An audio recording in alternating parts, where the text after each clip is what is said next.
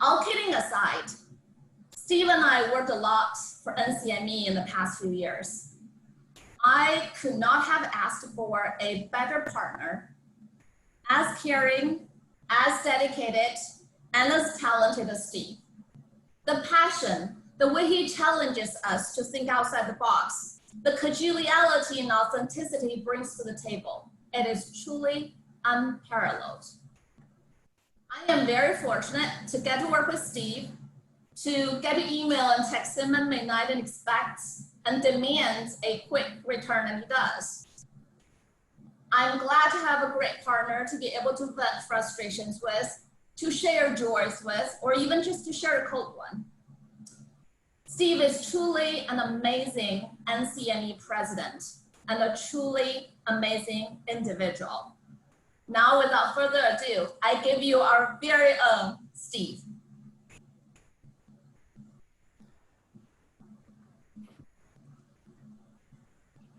Wow, thank you, Ye. And this is a lesson for everyone. If someone's going to introduce you, make sure they do not have access to your Facebook photos.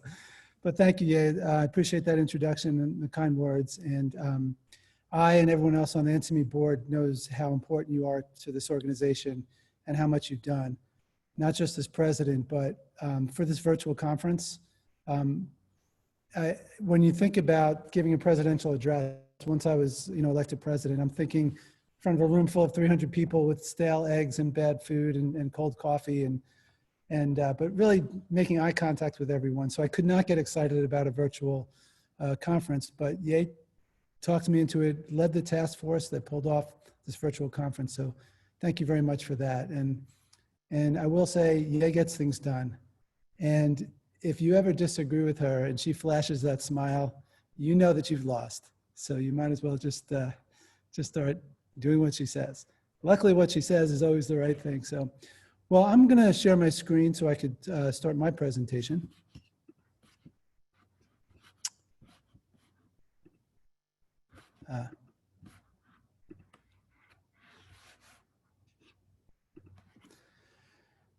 So those of you who know me know that I could not have accomplished anything without a lot of help from a lot of people. So I really need to start with some thanks.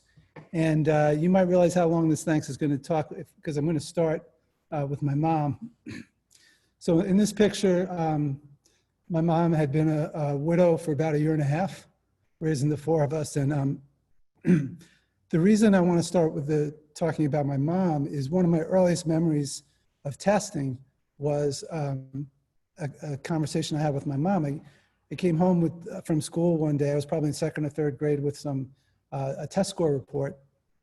And I remember my mom going it over with me and explaining what a percentile rank was. And I remember asking her, why are these 2 percentile ranks different? And she explained the difference between a local and a national percentile rank. And, I don't know if that's the reason I went into psychometrics, just because I knew more about percentile rank than most 2nd graders. But the reason I'm telling this story is it was a positive experience. And one of the things I think we really have to think about is how many positive experiences are we giving children who are taking educational tests today. I also want to thank other people in my family. I've got my sons here who've taught me a lot about what it's like to remember to be on the other side of the educational test score. My wife, Chloe, who's been just an incredible first lady for NCME, and my stepdaughter, Rio. These people all know what a flawed person I am, but they still show up every day and love me anyway.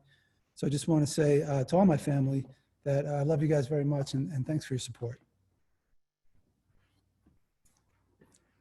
I hope to introduce everyone to my family and introduce my family to everyone, but we'll have to wait for Baltimore maybe for that. So going from family to friends and colleagues, I really have to start with 2 of my professors at Fordham, Kurt Geisinger and Sumuk Lee, and we had a reunion at the Ronference a few years ago. And Kurt, I've just learned so much from as a teacher and a mentor and my dissertation advisor. Sumuk not only taught me about multidimensional scaling and multivariate statistics and structural equation modeling, he also, when he went back to Korea, started sending his students to UMass for their doctoral degree, like Kyung Taek Han and others. And we remain so grateful for some of our most talented alumni coming from this connection. One of the things Kurt said to me, and the other graduate students, the first day of class was that the people you meet in grad school, your friends in grad school are going to be your friends for life. So I was afraid I might choke up, but this is a picture of the other grad student who started Fordham with me. Kevin passed last week, so I just want to have a quick moment of silence for his memory.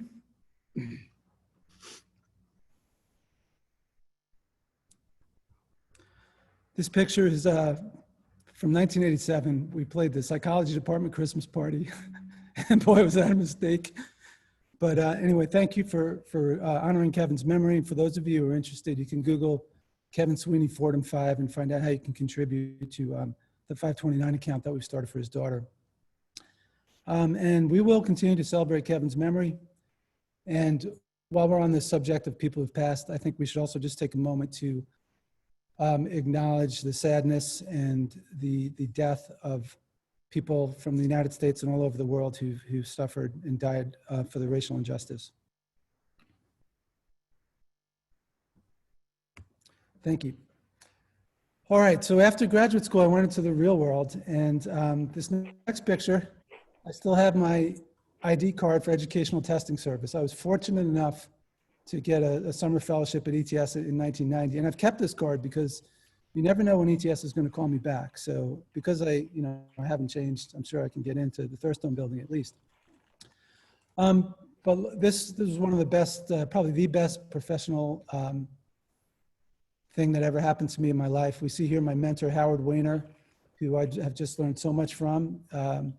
The 3 months I was at ETS, he was a great teacher, great mentor, not just about psychometrics, but about how to work hard, how to mentor others. I really have followed his style in that, and how to be productive. And this picture comes from the Psychometric Society. See, we're meeting our Psychometric Society, we're wearing our Psychometric Society t-shirts that Howard designed. And I was very fortunate in that not only was Dave Thisson working on the project with us, but he was transferring from University of Kansas to University of North Carolina, came through Princeton for the Psychometric Society meeting. And Dave, I just wanted to show you how important you are to me. I still have the beta test for the multi-log users guide and all the emails that you sent me how to get my programs to work. So Dave was someone who realized early on how much help I needed, and rather than give up, he stuck with me. So thank you to both of you guys. Certainly would not be here if it weren't for you. I also want to thank my first boss, Lane Walker, Newark, New Jersey Board of Education. We clearly don't have enough time to thank Ron for all he's done. We had to have a whole conference for Ron a few years ago just to thank him. But in addition to all he's taught me and all the mentoring he's done, he's also introduced me to an incredible number of people, including who we see here, Professor Jose Muniz from the University of Oviedo, who really took care of me in Spain, and appreciate that. He's just one of many great people to know. And the mentors along the way include, Suzanne Lane when I was a graduate student, and still is helping me and a mentor to me to this day. Linda Cook at the time, Alicia Schmidt, Alicia Cascallar, Brenda Lloyd, Barbara Plake, Ida Lawrence, the list goes on. And I have Edmund Gordon here because he's my new mentor. Edmund and I hooked up over the past year, and I'm just really glad to be able to also benefit from him. Then, of course, we have friends, my colleagues at UMass. I just want to take a second to read this little list. I was going through my validity class materials the other day, and I pulled out the list of students the first time I taught it. And I read, here's who was in the class at that time: Gil Andrada, Kristen Huff, Mike Jodwin, Lisa Keller, Xiaoying Ma, Kevin Mira, Timothy O'Neill, Mary Petoniak, Sabah Razabi, Fred Robin, Dewey Shing, Mary Zanetti, and April Zaniski. So just to give you some idea of what benefit I've had being here and working with all these wonderful people at UMass, including people who are here now. So I know the students that we have now are going to be the next generation of leaders like the list the list I just read. So it's been an incredible ride, and I just want to thank you all for all these experiences. Have to pause on April Zaniski, because everyone at UMass knows if it weren't for April, I would be a furloughed bartender right now, because April really is what keeps us going. And April and I have collaborated on more projects than I have with anyone else. And then, of course, the rest of my faculty here. What a lucky guy I am. And I thank God every day for being able to work with you all. All right, now for the actual presentation, because it would take hours and hours to thank all of you who've helped me. So I'm sorry for people I haven't highlighted, but don't think I don't appreciate it. I want to start by saying that educational measurement, the way I think about it, is an altruistic profession. We're trained and have expertise in applied statistics and research methodology. Those skills can get us a job in just about any field, much more lucrative fields, with a lot more money, a lot higher salaries. But we chose psychometrics. Why did we choose psychometrics? Why educational measurement? I'd like to think we know that in education, it's one of the best ways we can help people. So I'd like to think we're using our skills to make the world a better place, to help children learn and so forth. So the question is, why then are we always seen as the bad guys? Some of you might recognize this picture from the movie Stand and Deliver. I just saw it a few years ago. It's a great movie about how this inner city in LA guy quits his job to become a teacher. He teaches calculus in an inner city school in Los Angeles, primarily Hispanic. And he gets his students to get 4s and 5s on the AP exam. It's this wonderful, heartwarming story until the psychometricians show up. And that's who we have in the picture here, because the psychometricians don't believe the results and think they cheated. So this idea of how we're seen by the public as these bad guys, like we're from the psychometric community, we're here to help you, has created this backlash. So we know that there is the opt-out movement that's popular now. We've had lots of students and parents organizing to not participate in testing programs. And there's a feeling that, here are the kids, but right behind them we have the feds and the state and the local. Everyone's there, test these kids. So the crowd can get kind of unruly. We know that the SAT, the ACT are starting to be discontinued by some of their major clients. And it's last year's presidential address for AERA, the 2019 presidential address. Amy Stewart Wells pointed out or argued that educational tests are actually the new Jim Crow in education, holding historically marginalized groups of students back intentionally. And she raised many criticisms that I think we really need to dialogue on, and some of which we will talk about today. College admission testing internationally tested. There's also protests against tests. We know, you've probably seen what's happening in Chile. Here we have protests in the street. The PSU is the college admissions test that's used in Chile. And for those of you whose Spanish is as bad as mine, what the protesters are saying is the PSU is segregation, inequality, and standardization. And by standardization, they mean they're turning us into a number.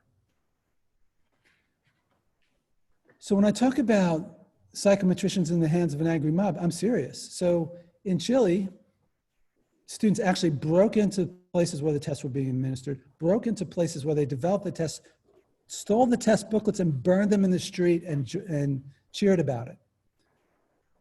So this is the status of the world, of our field today in which we're working.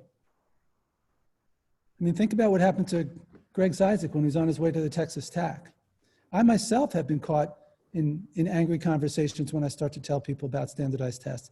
And we don't even talk about what happened to Ron Hamilton when he was at the Hurricanes hockey game and started telling people he was a psychometrician. But seriously, the question is, why are we the bad guys? Why are we seen as the bad guys? And I'm gonna say there are 6 reasons why. I'm gonna go through these reasons today. The first reason is we're hypocritical. We impose standards, but we don't follow them. We also present a selective history. We focus on what was important 100 years ago rather than what is important today. We ignore recent calls for change. We're entrenched in a culture of distrust, and we've become too comfortable with being trusted. Later in the presentation, I'll talk about what we could do about these things, but I think it's important to us to realize why we're seen the way we are, starting with being hypocritical. One of the things I think we're most proud of are the standards for educational and psychological testing. NCME has been a major part of that for over 70 years. And that if you read the standards, there's just lots and lots of good advice, and all in the pursuit of avoiding misleading and unfair testing practices and promoting fair and efficient testing practices. And we speak about these standards as if they're authoritative, and they are. They're used in the courts and others. So we should be proud of them. But we don't always follow them. So here's just one example of a really important standard. Accountability indices based on aggregates of students' test scores should be subjected to the same validity, reliability, and fairness investigations that are expected for the test scores that underlie the index. How many validity studies do you see on things about value-added estimates, student growth percentiles, all these things that are being used to evaluate teachers, school improvement plans, and so forth? There's lots and lots about how to estimate them and how much error there might be in them. Nothing really to support them. So we've got these standards that we don't follow.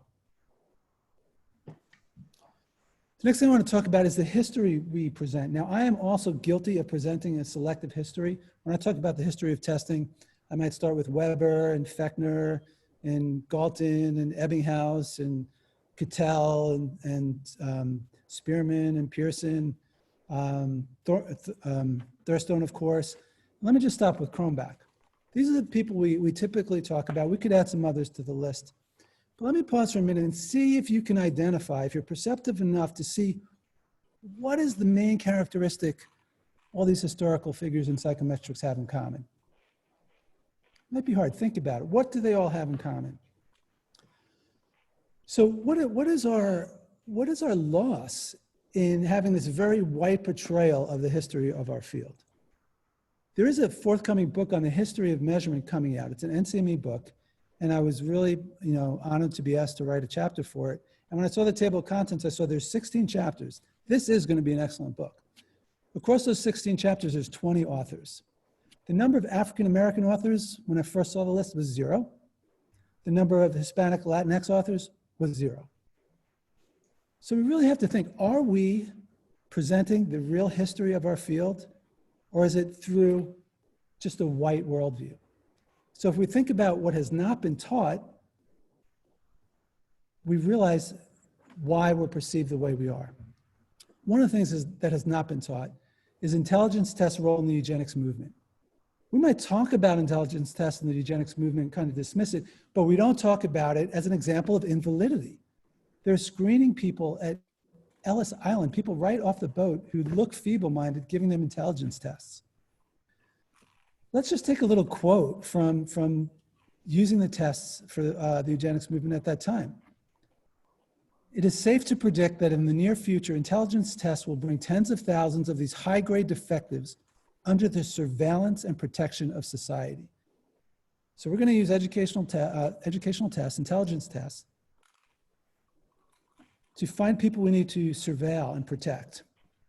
This will automatically result in curtailing the reproduction of feeble-mindedness and in the elimination of an enormous amount of crime, pauperism, and industrial efficiency. This is how educational tests were being promoted.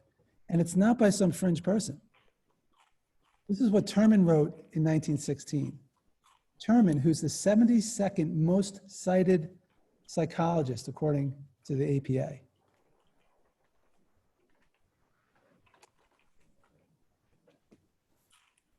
The developer of the Stanford Binet. So today we can acknowledge that eugenics is the antithesis of education.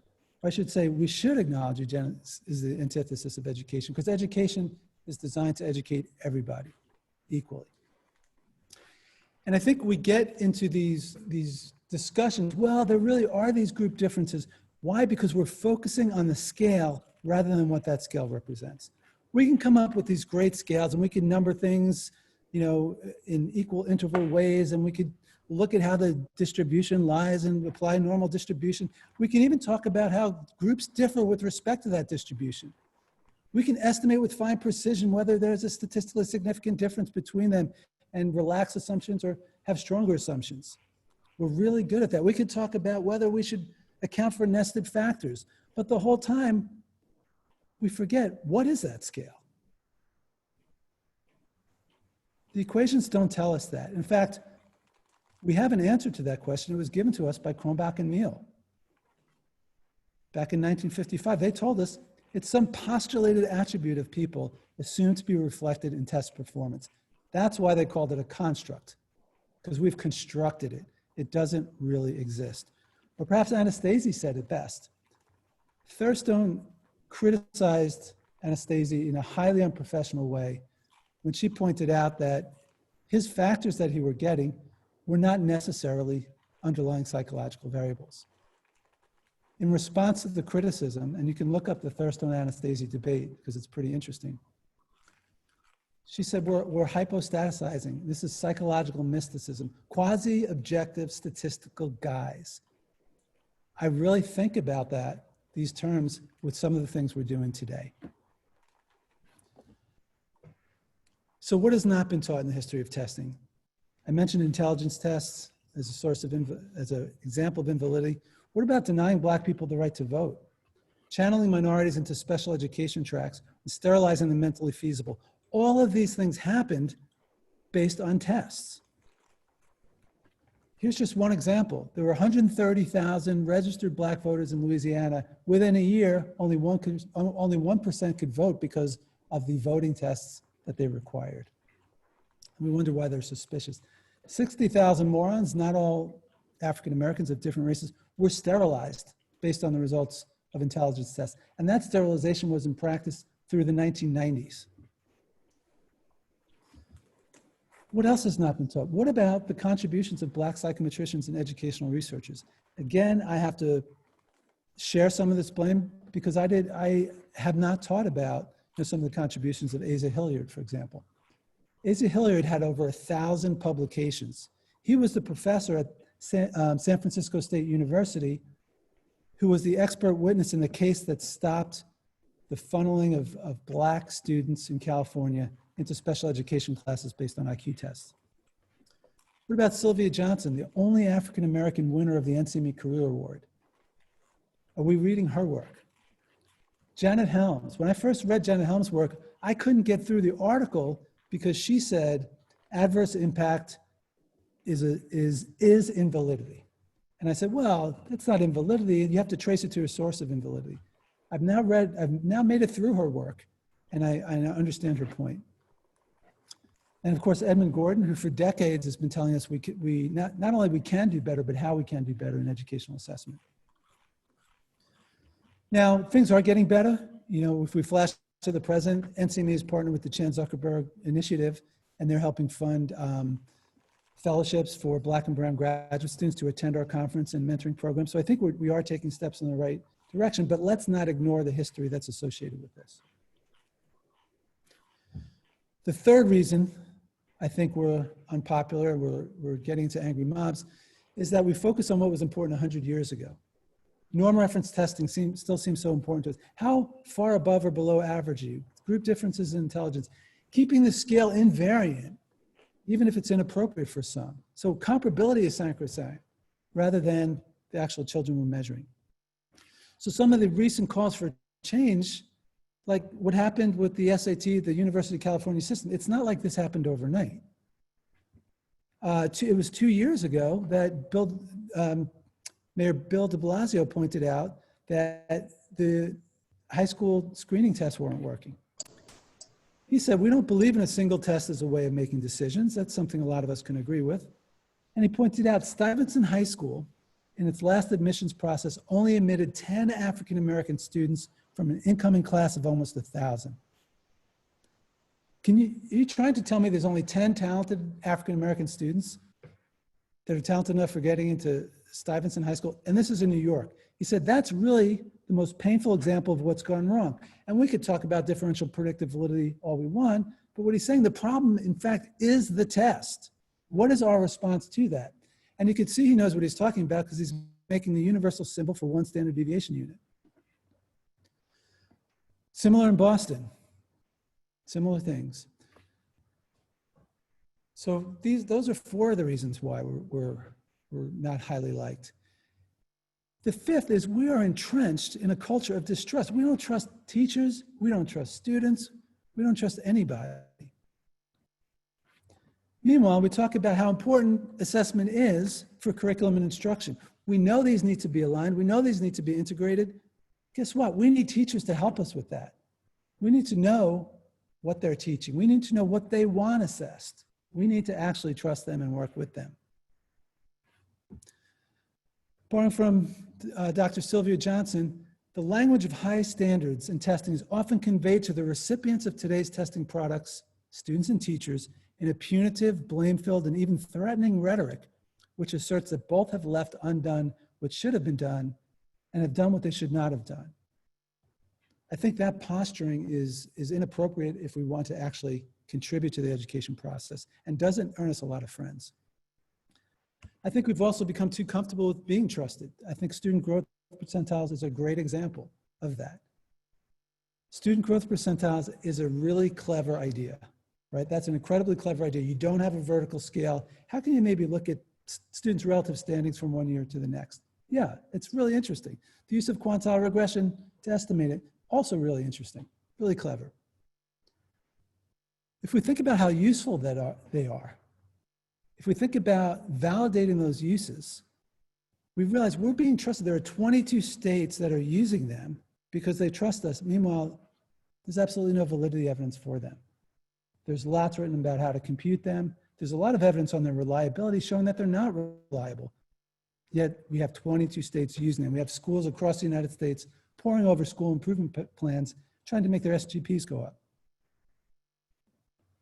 Growth targets is another thing. You know, let's talk about stretch growths and let's talk about medium growth, and as if we should have targets for our kids rather than saying, here's what we want them to learn. Using test scores to evaluate teachers. So we're going to take this incredibly multidimensional profession that involves classroom management and lesson planning and so forth, and we're going to evaluate teachers not by evaluating teaching, but by taking the test scores which happen to be convenient and available and say, this teacher's a 17, this teacher's a 82, this teacher's a 34. Do we really think we can boil teaching down to one number in the way that we're doing?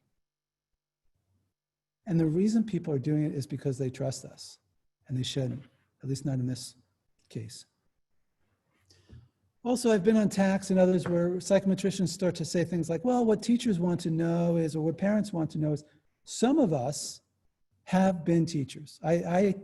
I work with two psychometricians who are former teachers, Lisa Keller and Jennifer Randall, and I think they could say things in that area, but most of us can't unless we're working with teachers. So I think what we really need to do is remember what Socrates said, right? The only true wisdom is knowing that we know nothing. So that type of humility, I think we need to bring to some of these conversations and listen more. All right, so I've just talked for about 25 minutes of all these terrible things, but I don't want to be totally negative. So I'm going to propose a solution. I'm calling the solution Core Values and Key Propositions for Psychometrics. And the word values is here because all educational assessments and all praises of educational assessments, all reasons for testing, all criticisms of them involve values. There are values involved when we decide to test. There are values involved in what we decide to test. So I think it's important for us as a field in this tumultuous time to pause and say, well, what are our values? I know many of you are saying, when is it going to get to Messick? Of course, I can't get through a presentation without talking about Messick. And in this case, I'm going to point out, Messick said the words valid and value derive from the same Latin root. So even talking about validity, we're talking about values. And Messick was the one, social justice wasn't really a term at that time, but that's really what he was talking about. So I'm going to propose some core values for educational measurement. The first one is that everyone is capable of learning. Hopefully that's a value we can all agree on. The second one is there are no group differences in the capacity to learn. If you think there are, you're focusing on that scale, you think you know what it is, but you are hypostaticizing psychological mysticism. So if we can agree on these two, everyone's capable of learning, there are no group differences in the capacity to learn, we can stop talking about, group differences in intelligence and things like that and start doing some good assessment. The third one is that all educational tests are fallible to some degree. This is not revolutionary. This is in our standards. So that should also be something we can agree on. Let's talk about justifying our psychological existence, our psychometric existence. Educational tests can provide valuable information to improve student learning and to certify competence. And last, all uses of educational test scores must be sufficiently justified by validity evidence. 3 and 5 are already embodied in our standards. If we add 1, 2, and 4, I think we have a set of core values. At least we could start discussing core values that put us on the right path, the path away from the angry mob. So I've got key propositions for these core values. There are 7 of them. I doubt I'll get through all of them. Some of them are kind of obvious, so let me just get to it. The first one is keep your eye on the prize. What do I mean by that? Let's look at the definition of validity in the standards. Validity refers to the degree to which evidence and theory support the interpretations of test scores for proposed uses of tests. So testing purpose dictates whether we need things like comparability and what needs to be validated. So in many cases, if we have a 4th grade math test for Johnny and we're trying to get the best measurement of Johnny's 4th grade math proficiency, and we're doing the same thing for Susie, but Susie needs extra time, who cares if their scores are not perfectly comparable? Give her the extra time so we get a good measure of her proficiency. So the prize is thinking about what's the information we want from the test. And let's build a test with that rather than building a test that has a certain level of comparability and invariance and all these other things, because we don't often need it. Most of our testing purposes are not competitive ones. Which brings me to the second proposition. We need to de-emphasize competitiveness.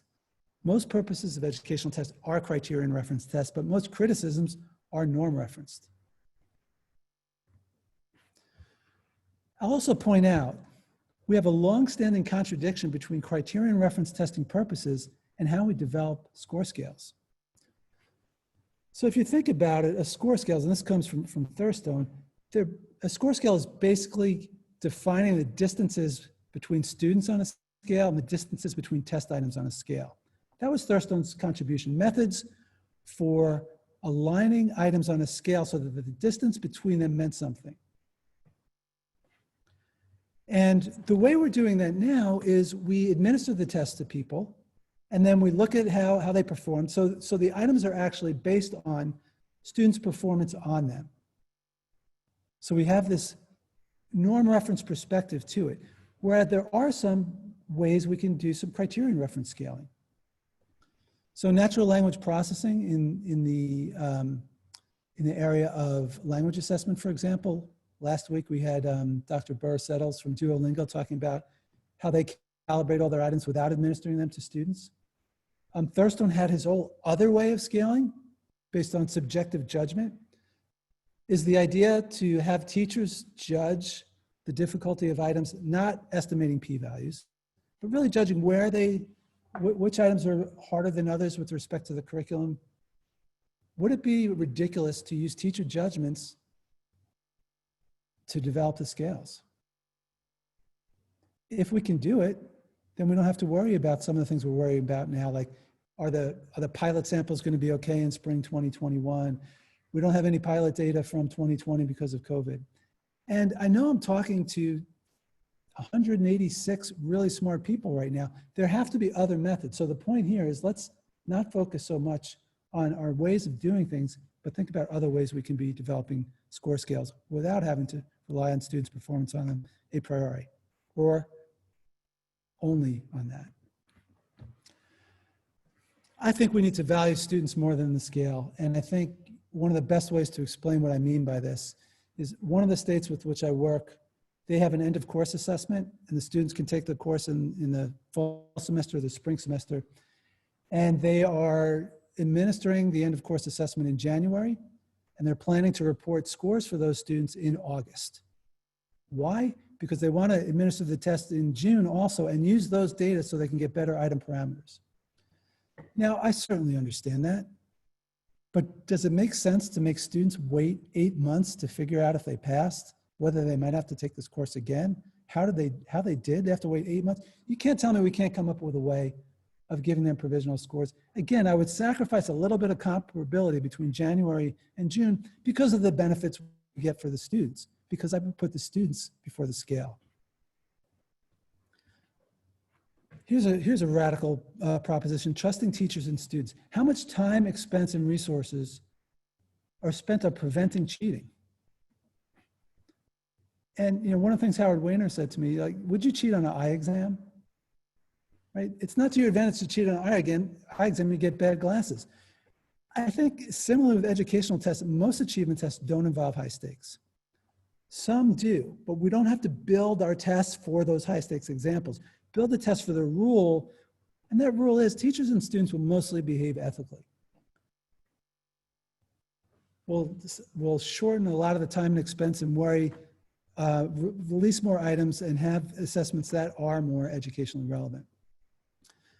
The fifth one, under standardization, I think I'm going to pass over because I'm running out of time, but this was just published in Educational Measurement Issues in Practice. Basically, the prefix here is not under, but understand the population, and building more flexibility in. I think Steve Wise, after he read it, he put it best. He said, the goal is really to maximize the validity of individual scores, not the validity of the test for most people. So the idea behind under standardization is try to develop the best test for each student, not a single test for all students. All right, the sixth proposition I have, I do want to spend a little bit of time on, and that's positive assessment. So I'm borrowing this idea from positive psychology. Positive psychology is the scientific approach to studying human thoughts, feelings, and behavior with a focus on strengths instead of weaknesses. Focus on building the good in life instead of repairing the bad. So I think it's time to bring this type of idea to educational testing. Again, borrowing from Sylvia Johnson, the beliefs that students can learn more and that teachers can be more effective cannot be communicated punitively. Positive input that offers real hope for the future must prevail to build a support structure for learning. Do I have any good examples of positive score reporting? I actually don't, and I've been looking for them, but let me show you a couple of things I do have. So the idea is not to show you, here's what we have, but here's where we should be heading. First of all, this is what my watch tells me. My watch told me in May that I hit my 10,000 steps a day limit 24 out of 31 days. And look at that, I have these nice little stars. The blue circle days that I didn't meet my 10,000 step minimum, they're not shouting out at me or, red glaring circles or anything like that. So that's just one idea, how we can report positive information back. Here's my language app. My language app is telling me how I'm doing in Spanish. Here are the skills I have mastered. Puedo decir hola, and so forth. It's not telling me, Steve, you can't understand anything when people are talking to you in Spanish. It's focusing on the positive. Why? It wants me to return to learn more. So I put together probably the most ridiculous score report of all time, but focus on the idea, not the actual specifics. And what I'm talking about are score reports for students. I'm talking about reports that are going to encourage students rather than discourage students. So down here we've got all the content standards we're trying to get students to master, and we could put these into words that students might understand. And what are the bars with the happy faces? They've mastered those. So implicit in this idea, you see that there's a lot they haven't mastered yet, but what do you focus on? And you can have students choose whatever icon they want to represent their happiness when they've accomplished something. But the idea is to report positive results back. What have they accomplished? So the score for a student is the number of standards that they have mastered. We can accumulate this throughout the year. People are going to hate this idea in psychometrics. Why? Because there's no scale. It's an addition. We simply report what a student has mastered. We could weight the standards and sum them up. If we want to form a scale, we can multiply it by 100, put on whatever scale we want. But again, the idea is to provide positive feedback. Here's where you started. You knew these things at the beginning of the year. Here's where you are now. Here's where you are at the end of the year. There'll be positive results for everybody. Compare that to how we do things now. So this slide is borrowed from Dr. Frances O'Donnell, part of her dissertation. Looking across the United States, all the different achievement levels that we apply to students, all the different things we actually call students, the labels we give them. If you look at the lowest, something like a beginning learner. So if you're in the lowest category, you're labeled beginning learner. That doesn't sound that bad, right? That's somewhat supportive. Compare that to where the other arrow is pointing. Inadequate, or minimal, or substantially below proficient. Who wants to tell a third grader you're substantially below proficient? Who wants to put that on a score report? Parents are not going to have conversations like the one my mom had with me, right? So we really need to think about how we're reporting stuff back. I think my wife put it best the other day when she said, if you need a score interpretation guide for a score report, there's something wrong with the report. I would just add to that, we should frame it in positive language about what has been accomplished rather than a deficit mentality. So again, positive score reporting, we're emphasizing what a student can do, not what they cannot. Another thing, the last proposition I have is to use technology wisely, add flexibility to test administration conditions, allow, not you have to do this and you can't do that, but allowing flexibility. And why not allow students to choose some items? I know, the research that Howard and Dave and others have done on choice, suggested that the poorer children make worse choices. That research is 20 years old and it's in a high stakes context. I think, again, I might give up some comparability to give the students some power. So in thinking about all I've laid out here in the past half hour, I started with all the problems why we ended up where we are, all the distrust that we have. And I'm using this analogy of an angry mob. I know that's a bit of a stretch, but just to get your attention. But at the same time, we have to have hope that we can do better. We are an altruistic profession. We are a talented profession, which gives me hope. So I'm borrowing from The Audacity of Hope, written by one of our former presidents, because what he says actually kind of describes where we are right now. He said, what's troubling is the gap between the magnitude of our challenges and the smallness of our politics. What's troubling is the gap between all the problems we are facing in educational measurement and what we're doing to kind of address these. What's challenging is the ease with which we are distracted by the petty and the trivial. Focusing on, that precision of measurement, perhaps. What's troubling is our chronic avoidance of tough decisions. Let's report the scores now and we'll deal with scale transformations later. What's troubling is our seeming inability to build a working consensus to tackle any big problem. My hope is that we can today start to build that consensus. So let me explain the title of my presentation.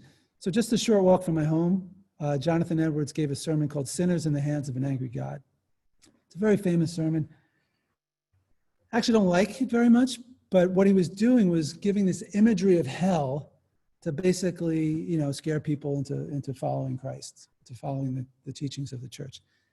I'm not trying to scare people into this, but I am trying to wake us up to how we're perceived, wake us up to some of the things we're doing, wake us up to some of the things we're not doing.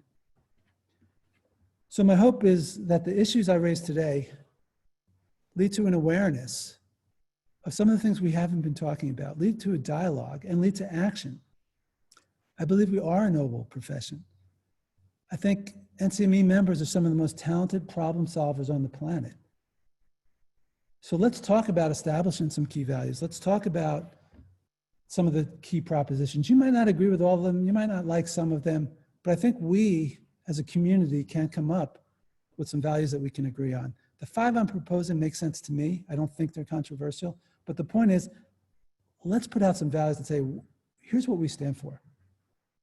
If we think educational testing is important for quality education, let's start making some movements to actually show that. And then you have the key propositions here. So if we follow this path, I don't think there'll be any angry mobs. There'll only be celebration. So I'd like to thank you for voting for me for president. It's been a pleasure. Just working with so many wonderful people over the years. So I want to thank the board in particular, the boards I've worked with over the past 2.5 years. I'm going to invite you to join me in reconsidering our values, the way we do scaling, the way we do score reporting, and so forth, because I've always had a strong love for NCME. This is my professional home, and I look forward to working with you guys to help improve educational measurement. So my love for NCME will not fade away. Thank you very much.